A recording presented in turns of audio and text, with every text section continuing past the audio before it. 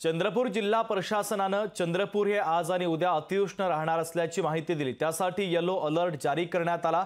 2 दिवसांपूर्वी ब्रह्मपुरी शहरामध्ये 47.1 अंश सेल्सिअस तापमानाची नोंद झाली होती। तर या उन्हाळ्यातील हे सर्वाधिक तापमान असल्याने प्रशासनाने नागरिकांना काळजी घेण्याचे आवाहन केलंय। याचा आढावा घेतला आमचे चंद्रपूरचे प्रतिनिधी अनिल ठाकरे यांनी। पाहूया।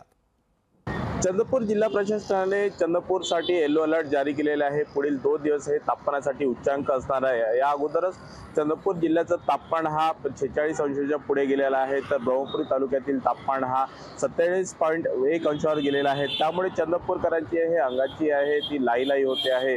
त्यामुळे जरी पावसाळा जरी जवळ असला तरी मात्र चंद्रपूरकरांचा उकाळा मात्र कायम आहे। अनिल ठाकरे, लोकशाही मराठी, चंद्रपूर। लोकशाही मराठी ऐका, पहा, जागरूक रहा।